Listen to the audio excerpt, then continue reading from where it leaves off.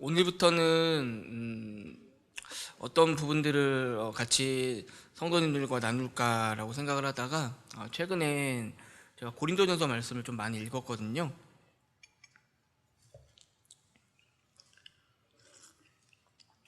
근데 이 고린도전서 말씀이 고린도후서 말씀도 자주 읽지만 이 쓰여진 시간적인 배경은 거의 한 2000년 전에 쓰여진 책인데 읽으면 읽을수록 2000년 후에 지금 살고 있는 저희들에게도 정말 교훈이 되는 부분들이 많고, 또 어떤 하나님께서 저에게 가르쳐 주시는 부분들이 너무 많다는 부분을 느끼게 됩니다. 그리고 2000년이라는 시간이 많이 흐르고 지났지만 그 당시에 있던 어떤 그 초대 교회의 그런 모습과 지금 우리가 살고 있는 이 시대의 교회의 모습과 또 비슷한 부분들도 너무 많은 부분들을 발견하게 되어서 고린도 전서를 좀 읽다가 고린도 전서를 좀 같이 나누었으면 좋겠다라는 생각이 되어져서 앞으로 좀 시간이 허락되는 대로 고린도 전서를 좀 같이 나누기를 원합니다. 오늘은 처음 시간이니까 저희가 고린도 전서를 저는 요즘에 이제 뭐 책을 읽으면 그 책을 읽을 때 그 시대적인 배경이라든지 역사라든지 이런 부분들을 많이 공부하고 있거든요. 예전엔 그런 거 없이 그냥 성경책만 읽고 했었었는데 그래도 우리에게 주는 교훈이 많지만 그 당시의 시대적 배경과 어떤 기본적인 지식 그리고 상황 이런 부분들을 알고 읽으면 더 하나님께서 저에게 주시는 것들이 많은 것 같습니다. 그래서 오늘은 첫 시간이니까 좀 재미있게 역사 얘기로 시작해서 좀 짧게 나눴으면 좋겠습니다. 고린도는 지금은 고린도라 치면 안 나오고 코린토스라고 치면 나와요. 지도에 구글 지도나 뭐 네이버 지도나 코린토스라고 치면은 나오는데 이게 그리스에 속해 있는 그 지역이고요. 펠로폰네소스 반도라고 합니다. 저희는 한반도죠. 거기 그리스에 있는 이 반도는 펠로폰네소스 반도에 있는 코린토스입니다. 근데 이 코린도, 이제 고린도라 부르겠습니다. 고린도가 과거도 그렇고 지금까지도 이 그리스의 교통적인 어떤 요충지이고, 그리고 그리스와 또 이탈리아를 또 이어주는 또 아주 중요한 길목에 있는 길목에 있는 지역입니다. 그러다 보니 이 코린토스는 지금도 중요해요. 그리스에 있어서는. 그런데 그 옛날에는 이 코린도가 매우 중요한 어떤 상업 도시이고 교통 도시이고 군사 도시이고 무역 도시이고 그리고 문화 도시가 바로 고린도였습니다. 고린도 역사를 조금 더 살펴보면요, BC 한 450년 전경에 고린도, 그 당시에는 그리스가 그 유럽의 중심 국가 중에 하나였거든요.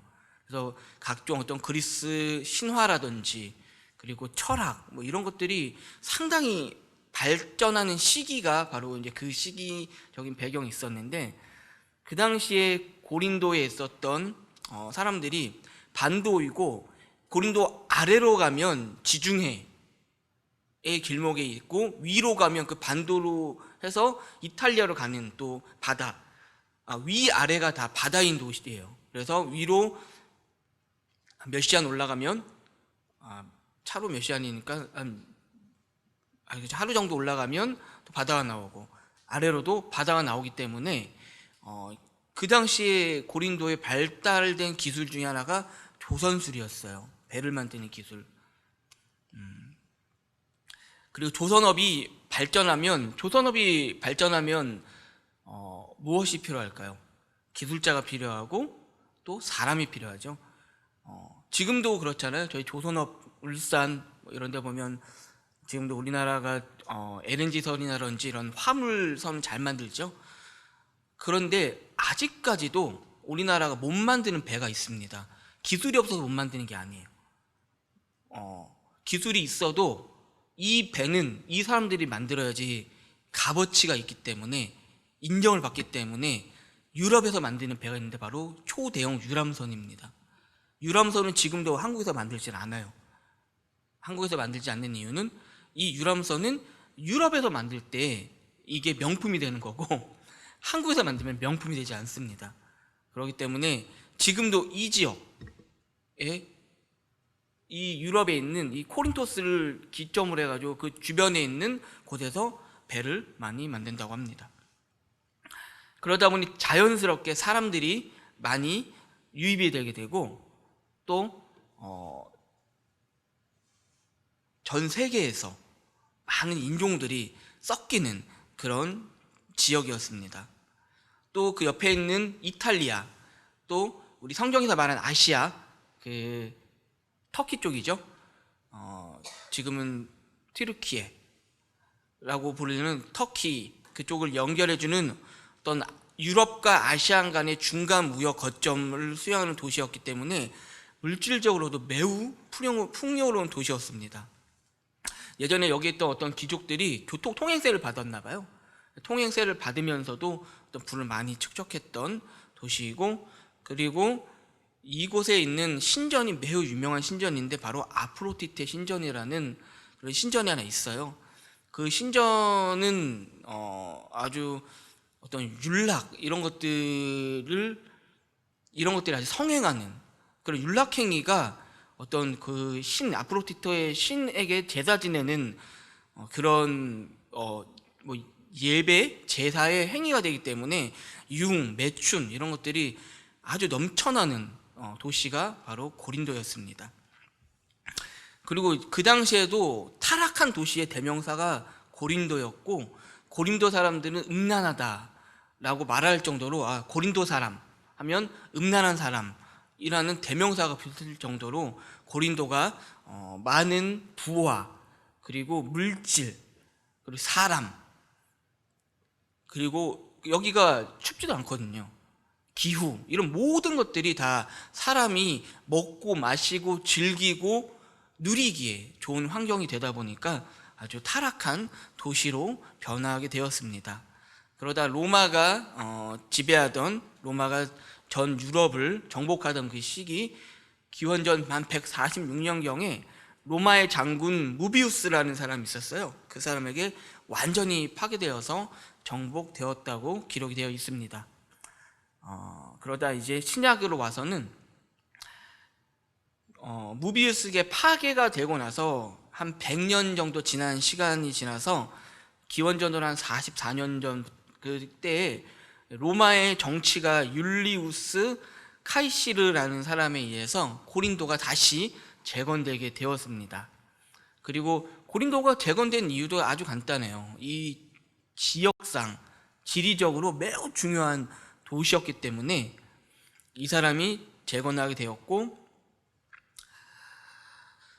또 시간이 흘러서 이제 로마가 거의 전 유럽을 지배하던 그 시대에는 로마의 어떤 행정 수도가 될 정도로 고린도가 발전하게 되었습니다. 그리고 지역 총독이 거주하는 그리스의 중심지로 변모하게 되었습니다. 더 시간이 흘러서 고린도는 항구의 역할을 하고 로마 해군의 어떤 군사 기지로서도 큰 역할을 하게 되었고, 그 당시에 이제 수많은 로마하면 이탈리아죠. 이탈리아 귀족들이 함께 코린도에 정착하게 되면서 다시금 도시가 물질적인 풍요가 늘어나는 그런 도시로 변하게 되었습니다. 그리고 로마가 전 유럽을 정복하면서 많이 유입된 것이 바로 뭐냐면 다양한 계층의 사람들이 생겼다라는 거예요. 그 중에 이제 상업을 하는 사람들, 그리고 저희 평민이라고 표현할 수 있겠죠. 그리고 노예들. 로마 시대의 노예는 집의 책상보다 못한 존재였어요. 노예라는 이 들로스라는 노예가 그 값어치가 집에 있던 원목으로 된 책상보다도 못한 게 노예의 어떤 값어치였는데, 그런 노예들이 대거 유입되었고, 그런 또 노예들이 어떤 일을 하는 그런 도시가 되었습니다. 그리고 그때에도 모르겠어요. 이 무비우스에게 완전히 파괴되었어도 아프로디테 신전은 파괴가 되지 않은 것 같습니다. 네, 아프로디테 신전이 있으면서 그대로 또 이 아주 뭐라고 해야 될까요? 뒤섞인 거죠. 사람도 섞이고 사회, 문화, 정치, 인종 이런 것들이 모두 섞여서 하나가 된 도시가 바로 코린도였고, 그리고 여전히 고린도 하면 그 시대에도 100년이 지난 그 시대에도 음란한 사람들의 대명사로 불리는 곳이 바로 고린도였습니다. 어마어마한 도시죠, 고린도. 거기에 교회가 있다는 것도 지금 생각해 보면 참 하나님의 은혜가 아닌가라고 생각이 되어집니다. 지금을 보면 오늘날의 대한민국 어떤가요? 정말 정신없죠. 저도 몰랐는데 최근에 뉴스를 보다 알게 됐어요. 우리나라가 마약 청정국이었는데 그 지위가 지위가 상실된 지도 7년이 넘었대요. 이제는 한국도 마약의 어떤 청정 도시가 아니라고 합니다. 근데 참 가끔은 때로는 저희가 지방에 사는 게 참 감사가 되어져요. 이 마약이 그냥 서울에 특히 이태원을 중심으로 그런 것들이 많이 퍼지죠. 워낙에 외국인들이 많이 유입이 되고, 그리고 요즘에 어떤 외국인들 그 동남아시아계 사람들이 많이 유입이 되다 보니까 이런 마약들이 정말 보물 터지듯이 나온다고 합니다. 그래서 이건 뭐 그때 취재 간 사람, 그 기자가 어떤 그 이태원에 있는 그 뭐라고 해야 되나요? 그냥 술집이라고 표현해야겠죠? 그 술집에 그 시간이 좀 지나니까 우리가 뭘 음식을 주문하듯이 그런 걸 주문을 해서 먹고 어떤 환각에 빠지고 그런 것들이 이제는 보편화가 되어 있다는 거예요.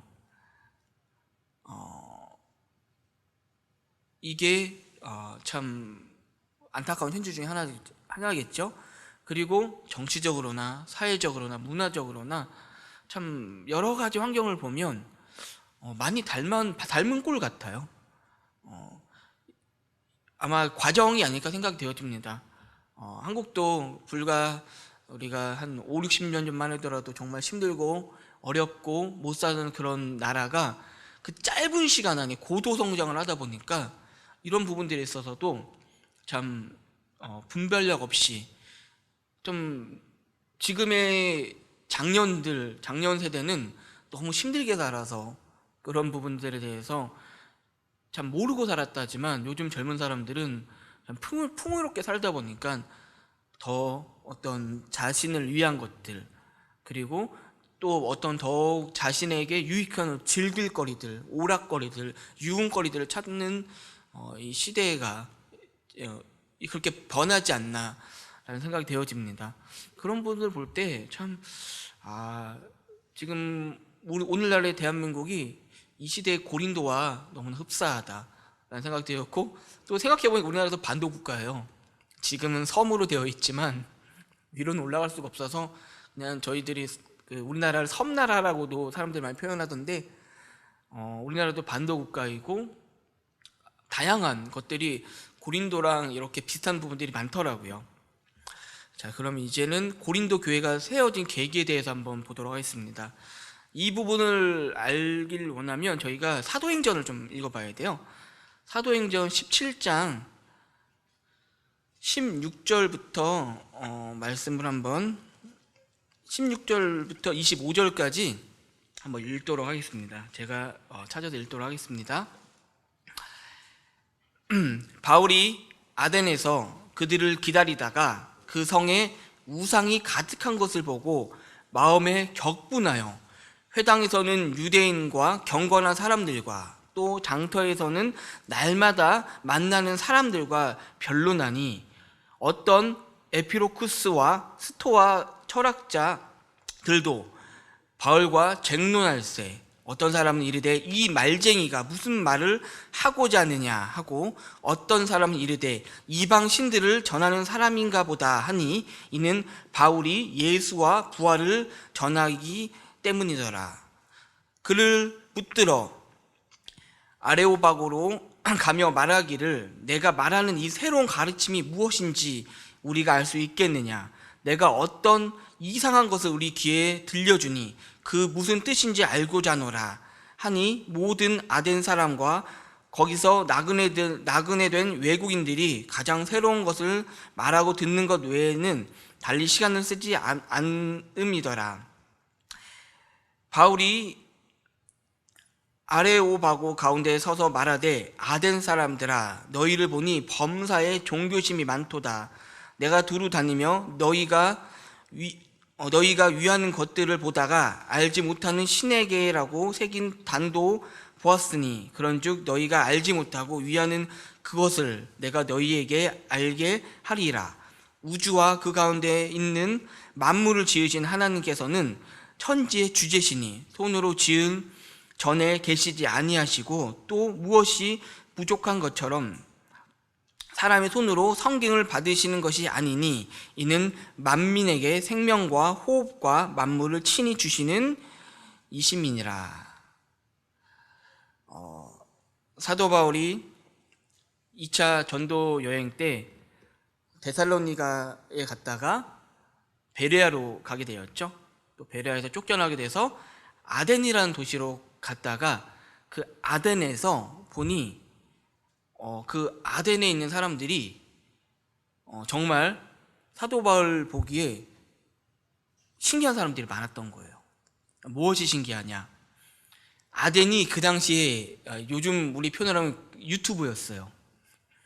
아덴은 각종 신기한 지식, 지혜, 말, 어떤 재미있는 이야기거리들, 생전 듣지도 못한 그런 다양한 화제거리들이 넘쳐나는 곳이 바로 아테네였습니다. 여기 보면 성경 본문에도 나와 있는데 에피로크스 철학가거든요.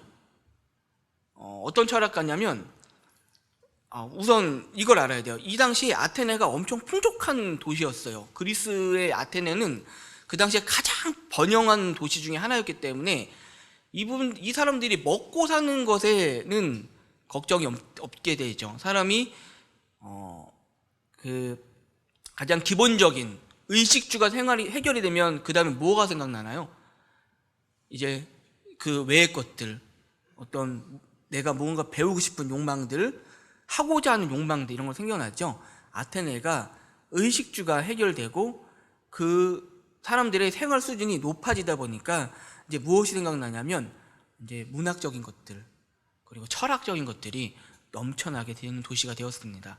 우리가 잘 아는 스토아 철학자, 여기 모든 분들이 다 아시는 소크라테스, 너 자신을 알라 라는 명언을 한 소크라테스가 스토아파 철학자예요. 에피로크스는 어떤 주의를 많이 주장하는 그 철학자였냐면 쾌락주의예요. 사람이 쾌락, 내가 내 눈에 좋은 걸 보고 내 몸에 내 입에 맞는 것을 먹고 내가 하기 원한 것을 하는 것이 죄가 아니라는 거예요. 너무나 당연한 인간의 욕망인데 이걸 내가 스스로 이 욕망을 채우는 것은 죄가 아니고 사람에게 주어진 어떤 고귀한 것이다 라는 그런 어떤 철학적인 관점을 가지고 이 모든 것들을 풀어나가는 그런 사람들이 에피로크스 쪽 사람들이에요. 그 대표주자가 에피로크스였고요. 스토아는 그 정반대예요. 금욕주의. 사람이 생각하는 모든 것들, 내가 어떤 내 개인적인 욕망, 욕정, 그 다음에 이런 생각들, 이런 것 자체가 다 죄라는 거죠. 그래서 하면 안 되는 것들이 돼버리는 거예요. 그래서 이 스토아주의에 많이 빠진 사람들은 어떠한 결과까지 가냐면 부부인데 부부가 각방을 쓰는 그런 좀 어처구니 없는 부분까지 이 깊게 빠져버리면 그렇게 가는 그런 것들을 주장하는 사람들이 또한 그런 철학자들이 정말 많았습니다.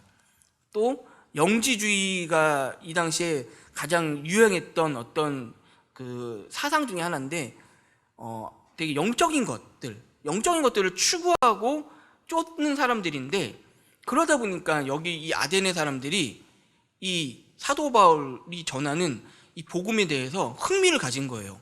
저 말쟁이가 그리고 엄청 많았던 거죠. 거기에 어떤 사람은 뭐 불교를 전한, 이거 예입니다. 그런 정확한 그런 건 아니지만 불교를 전하는 사람도 있었을 것이고 다른 여러 가지 이런 것들을 전하는 사람 중에 한 사람으로 여겼던 거예요.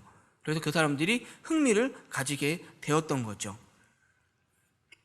그리고 아테네는 또 그리스의 어떤 신전들이 엄청 많다 보니까 이 코린도 위에는 아테네는 고린도만큼이나 정말 많은 우상들과 그 다양한 철학들 그리고 사상들 이런 것들이 넘쳐나는 도시였고, 거기에 이제 먹고 살만한 사람들이 가서 앉아 있으면 그런 얘기를 듣잖아요.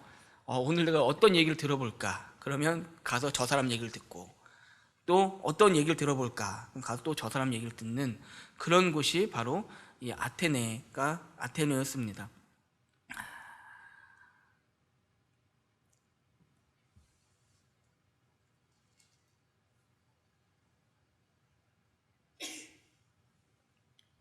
요즘 유튜브 많이 보시죠? 저도 요즘엔 유튜브를 좀 많이 안 보려고 하고 있고, 봐도 딱 제가 구독하는 채널 외에는 나머지 것들, 알고리즘을 뜨는 것들은 안 보려고 많이 좀 노력하는 편입니다. 왜냐면 그 유튜브가 정말 절 잘 알아요. 그래서 제가 좋아하는 걸 쏙쏙 찝어주는데, 경험하시죠? 그 알고리즘이 정말 무서운 거거든요. 내가 무언가를 보고 무언가를 하고 무언가에 관심이 있고 하면 그런 것들에 대해서 꾸준히 계속 정보를 주더라고요. 그럼 어느새부터 그런 것들을 하나하나 보다 보면 정말 나도 모르게 이거를 좀 절제해야겠구나 라는 생각들이 되어지는데, 성도님들도 항상 뭐 습관적으로 검색 기록을 지우세요. 그러면 이제 내가 구독하는 거 외에는 잘 안 뜨거든요. 구독하는 거 위주로 보면 유튜브가 유익한 면도 있지만 그러지 않은 부분도 있기 때문에 그런 부분에 있어서는 참 이렇게 걸러서 하는 부분이 중요하다는 생각이 되어집니다. 지금도 정말 많고 다양하고 그런 지식들이 넘쳐나죠. 그런 넘쳐난 시대에 살고 있는데, 감사될 것은, 지금 여기 있는 분들이 감사가 될 것은 그런 것들을 보고 듣고 분별할 수 있는 분별력이 계신 분들이 많기 때문에 다행인 거예요. 하지만 우리 하진이나 서진이 같이 어린애들은 그런 거 분별 못 하거든요. 쫙쫙 받아들이는데, 참 가끔은 보면 아이들이 뭐 우주의 탄생, 빅뱅 이런 것들 있잖아요. 외계인 뭐 이런 부분들 정말 제가 봐도 흥미롭게 하니까 애들이 그런 거 쫙쫙 빨아들이는 걸 볼 때 정말 이게 유튜브라는 것이 우리에게 이점도 많지만 정말 우리가 좀 조심히 사용을 해야 되는 부분이라고도 생각이 되어집니다. 아무튼 이야기가 좀 다른 데로 갔지만 그 당시에 어떤 이 아테네가 그런 도시였다라는 것이죠.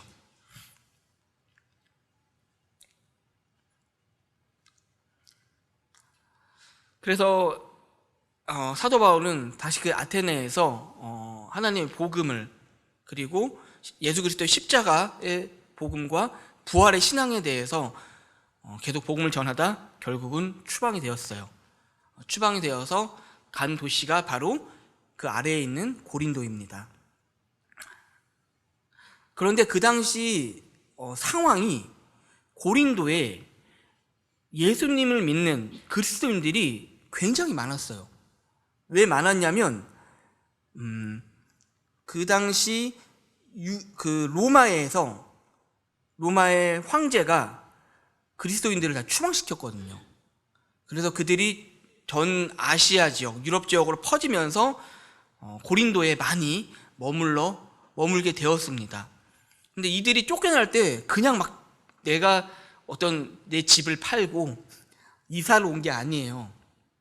그냥 거의 쫓겨나다시피 하다 보니까 자기 어떤 재산들, 부동산을 뭐 처리도 못했겠죠.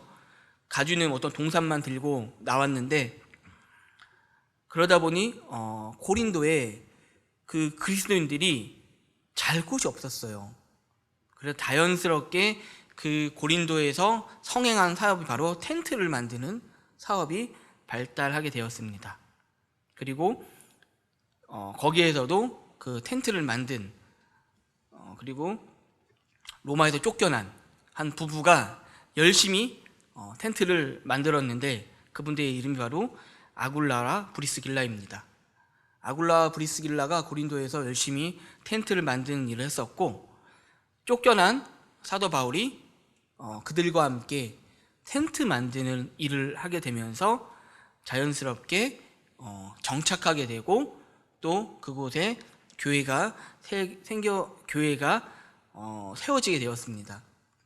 저희가 잘 아는 내용이지만 바울이 왜 텐트 만드는 기술이 있었을까요? 바울은 랍비였잖아요. 랍비는 선생님인데, 어떤 교사인데, 그냥 일반 교사가 아니에요. 지금 우리 식으로 따지면 진짜 뭐 서울대 뭐 원로 교수라고 해야 되나요?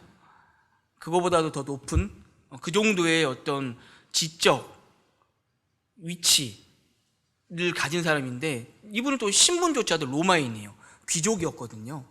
근데 그런 분이 텐트를 만드는 일을 하게 되었는데, 그건 잘 알다시피 랍비는 자기가 생계를 유지할 수 있는 그 어떤 하나의 일을 배우게끔 되어 있다고 하죠.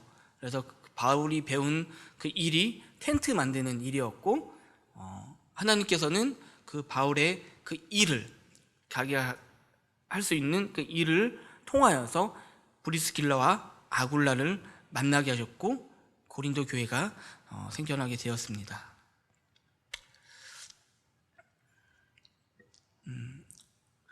고린도 교회가 그렇게 생겨나게 되었고 성장하게 되었고, 고린도 교회는 정말 다양한 사람들이 모인 교회였습니다. 왜냐하면 고린도전서 읽다 보면 거기에 나타나는 은사라든지 그리고 어떤 상황들, 이런 것들을 보면 다양한 계층의 사람들, 성도들이 있던 것이 바로 고린도 교회였는데, 이제 고린도 전서가 작성된 배경에 대해서 한번 좀 보도록 하겠습니다. 그런 고린도 교회가 계속 성장하게 되었고, 바울은 고린도 교회가 어느 정도 성장하고 그 자리를 잡게 되자 그 다음 목적지인 에베소로 거처를 옮기게 되었습니다. 그런데 에베소로 거처를 옮기자 바울에게 안 좋은 소식이 들려오게 되었습니다. 여러 가지 문제점들이 나오게 되었는데, 이걸 고린도 교회 내에서 그 어떤 있는 성도들과 또 있는 장로들 간에서 해결이 되지 않는 문제들이 나오게 되는 것이었어요. 그런데 또 바울이 오기에 그 에베소에서 고린도까지 짧은 거리도 아니지만 또 바로 올 수 있는 환경이 되지 않다 보니 이제 바울이 그런 문제점들에 대해서 편지를 보내게 되어집니다. 그것이 바로 고린도 전서입니다.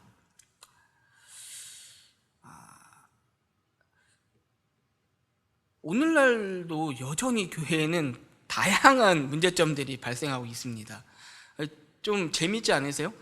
그 당시에도 하나님을 믿는, 예수 그리스도를 통하여서 구원받은 그리스도인들이 모인 교회인데, 어떻게 보면 정말 온전하고 완전한 연합이고 구성체이어야 하는데 다양한 문제점들이 산재하고 있었거든요.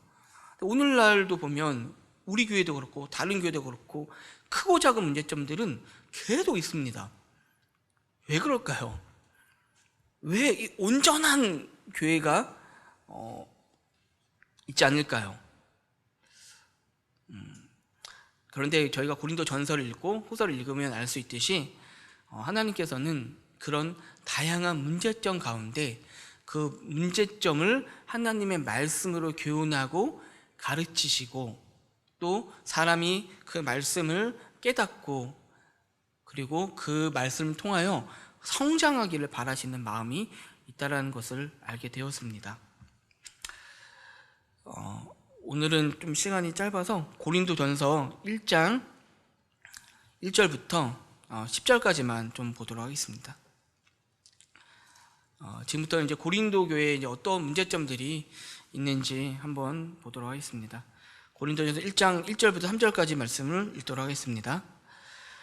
하나님의 뜻에 따라 그리스도 예수의 사도로 부르심을 받은 바울과 형제 소스데네는 고린도에 있는 하나님의 교회 곧 그리스도 예수 안에서 거룩하여지고 성도라 부르심을 받은 자들과 또 각처에서 우리 주 곧 그들과 우리의 주 되신 예수 그리스도의 이름을 부르는 모든 자들에게 하나님 우리 아버지와 주 예수 그리스도로부터 은혜와 평강이 있기를 원하노라.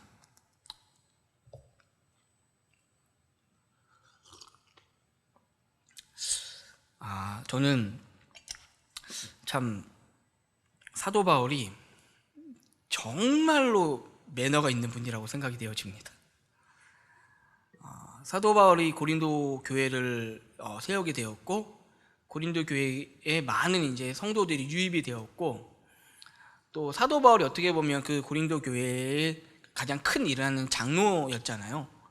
그런데 이제 그분이 떠나자 많은 사람들이 사도 바울을 비난하게 되었습니다. 저도 사도 바울은 본 적은 없지만 사도 바울에 대한 어떤 글들을 읽어보면 정말 외형적으로 볼품이 없었대요.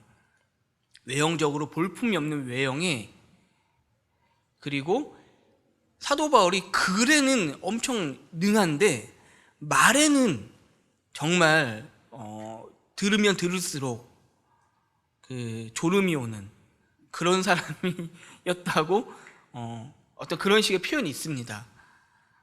그래서 저기 다락방에서 떨어진 갑자기 이 생각이 안 나는데 그래서 떨어졌나? 라는 생각이 되어지는데 아무튼 사도 바울이 말에 되게 어눌했대요. 잘 모르겠어요.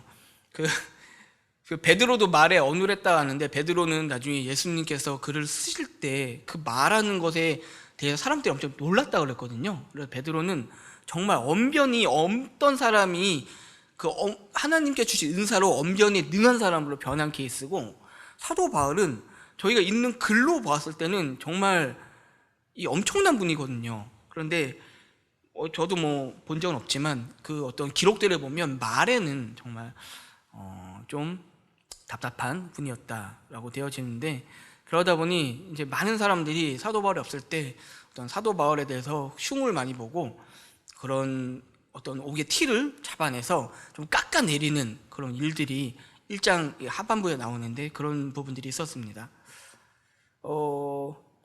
아주 성숙한 그리스도인이에요, 사도 바울은.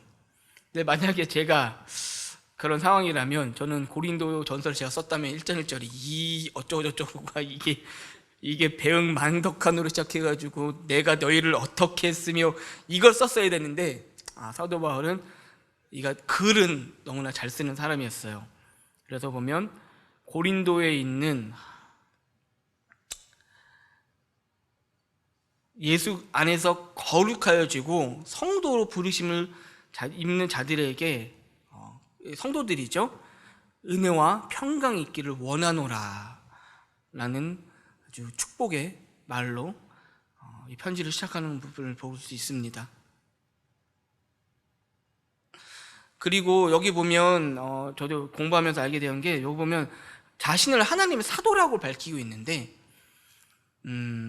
여기 보면 이 당시에 또 많은 고린도에 있는 그 성도들이 사도 바울을 사도로 인정을 하지 않았다고 해요. 그래서 근데 저희가 신약의 사도로 하면 가장 먼저 떠오르는 인물이 저는 바울이거든요. 그런데 이 당시에 이 많은 고린도에 있는 성도들은 사도 바울에 대한 사도권을 인정하지 않았다고 합니다. 첫 번째로는 그가 예전에 믿는 그리스도인들을 박해했던 부분들, 그런 잔재들이 여전히 남아있어서 편견을 보는 사람들이 많았다고 하고, 또 한 가지로는 그 당시에 이제 사도라고 한다면 예수님의 12 제자를 어떤 사도로 또 보는 그런 시선들도 있었는데, 중요한 건 이 사도 바울이 본인이 분명히 내가 예수님의 사도인 것을 밝히고 그 어떤 사도의 권위로서 이들에게 편지를 쓰고 있다는 것은 정말 중요한 부분 같습니다. 왜냐하면 오늘날에도 교회는 정말 많죠. 근데 요즘에는 참 이 교회를 어디 교회라고 하면 그 교회만 안 보시죠. 저도 그래요. 제가 하고 싶은 얘기가 뭐냐면 어떤 교회인지, 이게 뭐 워낙 많잖아요. 이게 뭐 기독교 장로회인지, 뭐 예수 뭐 장로회인지, 뭐 아니면 워낙 그런 이단들이 많고 한데, 요즘 보면 그냥 교회만 쓰고 그런 걸 숨기는 교회들이 많습니다, 보면. 그래서 어디 이런 교회라고 하면 저는 그냥 그 교회가 교회이기 이전에 어떤 교회인지에 대해서 궁금증이 생기기도 하거든요. 이게 오늘날 정말 우리나라가 가지고 있는 문제점 중에 하나인데, 참 교회가 올바르지 않은 교회가 너무 많다라는 거죠. 그래서 김제의 교회는 어떤 교회입니다. 우리 스스로 정확히 밝히는 것, 이거 정말 중요한 것 같습니다. 가끔은 제가 직장 생활하다 보면 저희 회사 직원들이 다 교회 다니고 하는 부분들을 아는데, 어디 교회 다니세요라고 얘기하면은 직원들이 많이 듣다 보니까 처음에 막 설명을 했어요. 우리 교회는 교회라고 부르지만 우리는 뭐 교회를 다닌다고 하지 않습니다. 우리는 이 교회가 막 이런 설명들을 많이 했는데, 뭐 요즘에는 이제 또 교회에 다녀요 그러면 사람들이 좀 그런 부분들도 많이 이렇게 묻는 것 같더라고요. 우리가 다니는 교회가 거기 이제 그 직원들도 교회를 다니는 분들 있잖아요. 근데 또 저희가 생활하는 모습들 이런 걸 보면은 일부 형제들이 참 저 사람들은 좀 괜찮다라고 생각하다가, 그래서 다니는 교회가 어디예요? 라면은 계속 얘기하다가 이제 저희 교회는 형제 교회라고 합니다. 그리고 저는 저 얘기를 많이 하거든요. 그 보면은 이제 우리 이런 단체에 가입이 되어 있습니다 라고 하면은 얼마 안 있다고 오면은 우리 목사님이 거기 이단이래요 라는 얘기를 하게 해줘요. 그러면 저는 일을 해야 되는데 또 이 사람이 그런 얘기를 해주면 또 안 할 수도 없고, 요즘에는 이제 저희가 이제 한 곳에서 10년 이상 있다 보니까 그런 얘기 하는 사람 없습니다. 그리고 그런 얘기 이제 저희가 오래 하고 많이 올라가다 보니까 함부로 얘기도 못 꺼내요. 근데 이제 또 얘기를 해주죠.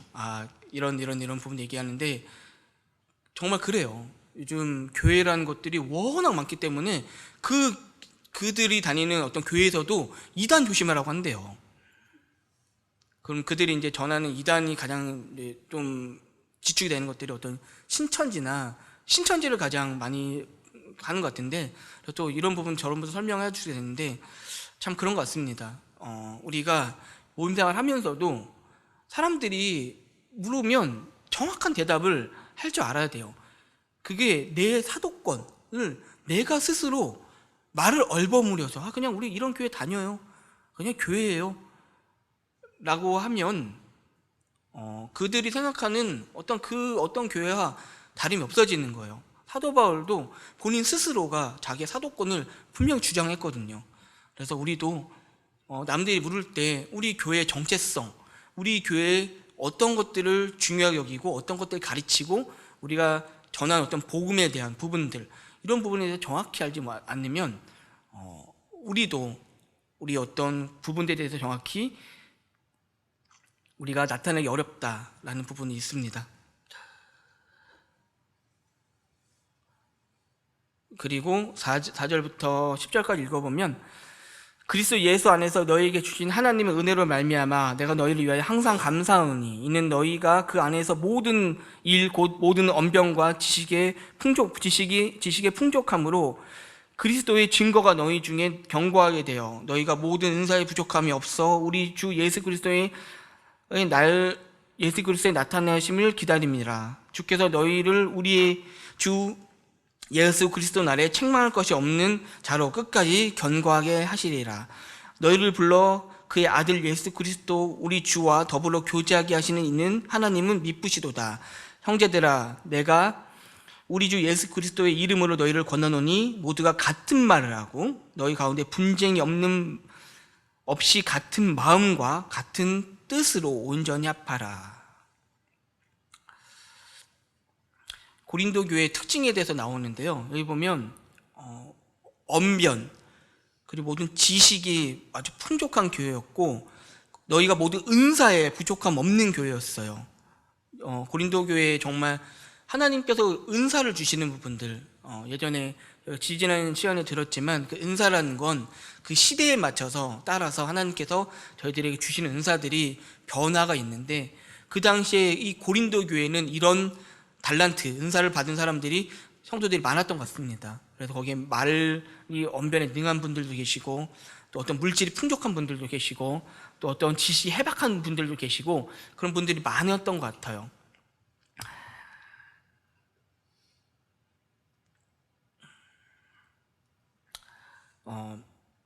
한 가지 재밌는 것은 이게 고린도 전서에 시작하는 인사한 말이거든요. 그런데 읽다 보니 이 인사말은 사도 바울이 편지 자장 끝에 하고 싶었던 말이에요. 비록 이런 다양한 문제점들이 있지만 10절, 형제들아, 내가 우리 주 예수 그리스도의 이름으로 너희를 권하노니 모두가 같은 말을 하고 너희 가운데 분쟁이 없이 같은 마음과 같은 뜻으로 온전하게 합하라. 그리고 이렇게 9절 보면은 우리 그리스도 우리 주와 더불어 교제하시는 하나님은 미쁘시도다. 이 미쁘시도다라는 뜻 아시죠? 어떤 뜻인지. 믿을 수 있다는 뜻이에요. 매우 믿을 수 있는 만한 분이라는 거죠. 사도 바울이 많은 문제점들, 고린도 전서가 14장까지 있는데 14장이죠. 그 많은 편지의 내용들을 다 끝나고 뒤에 써야 될 법한 말을 가장 앞에 끌어와서 인사말에 한다라는 것이 고린도 전서를 다시 공부하면서 알게 된 부분 가운데 사도 바울은 이렇게 되기를 원한 마음이 간절했고 결국 이렇게 될 것이라는 확실한 믿음이 있었다라는 생각이 되어집니다. 그리고 이렇게 이끄시는 하나님은 정말 사도 바울이 생각하기에도 믿을 만한 하나님이시다라는 부분에 대해서 바울이 확신이 있었던 것 같아요.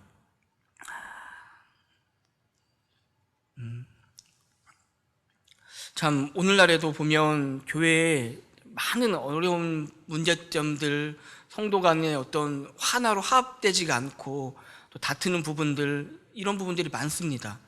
하지만 우리가 해야 할 것은 고린도전서 1장 10절에 있는 이 말씀이에요. 우리 모두가 분쟁이 없이 같은 마음과 같은 뜻으로 온전히 해가는 거. 이게 바로 김제에 세워진 김제교회에서 예수 그리스도 섬기는 성도들이 품어야 할 마음이라는 것이 아닌가 라는 생각이 되어집니다. 이게 어렵지만 우리가 정말 이 부분들을 해내 나가고 같은 한 마음으로 나아갈 때 우리에게 주신 하나님의 어떤 은혜가 더 크지 않을까라는 생각이 되어집니다. 다음 시간에는 이제 고린도전서 1장 11절부터 이제 보도록 하겠습니다. 이제 정리하고 마치도록 하겠습니다. 고린도가 참 예전에도 그러고 많은 어떤 문화적으로 그리고 물질적으로 그리고 정치적으로도 발전한 도시예요. 하지만 그런 도시에 그런 것들이 발전하면 그 반대로 많은 타락이 있는 도시가 바로 고린도인데, 자, 오늘날 우리가 살고 있는 이 우리 대한민국도 참 그런 도시, 그런 나라로 더더욱 가고 있지 않나라는 생각이 되어집니다. 근데 감사하게도 그런 고린도에 하나님께서는 교회를 세우셨거든요. 너무나 감사하게도 이런 대한민국에 하나님께서는 정말 많은 교회를 세우셨고 그 교회 가운데 우리가 섬기는 김제교회를 또 세우시고 이곳을 통하여서 우리가 신앙생활을 할 수 있도록 인도하신 하나님께 좀 감사가 되어집니다. 그리고 예나 지금이나 많은 문제점들이 있지만 정말 중요한 것은 그런 문제점을 우리에게 허락하신 이유도 그런 문제점들을 통하여서 결국은 하나님께 더욱 나아오기를 바라시는 하나님 마음이 있고, 그걸 통해서 우리가 한 마음과 한 뜻을 품는 그런 하나님의 어떤 교훈하심이 있다라고 생각이 되어집니다. 잠시 기도하고 마치도록 하겠습니다.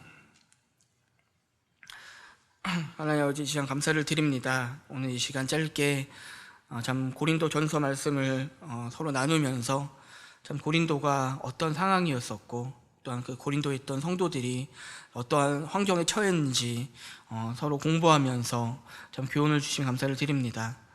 참 이 시간 감사드릴 것은 정말 이 김제의 교회를 세워주시고 이곳에 예수 그리스도의 피로 말미암아 구원받은 성도들이 모이게 하시고, 또한 서로 교제하며 좀 나누며 하나님을 배워가며 성장하게 하시면 감사를 드립니다. 또한 우리 교회가 참 더욱더 하나님을 바라며, 또한 우리가 모두 다 한 마음으로 한 뜻을 품어 한 목소리를 낼 수 있는 또한 교회가 될 수 있도록 또한 좀 인도하시 원합니다. 말씀이 끝나고 집에 가는 발걸음 또한 우리 하나님께서 인도해 주심을 믿을 때에 우리 예수 그리스도의 이름으로 감사드리며 기도를 드립니다. 아멘.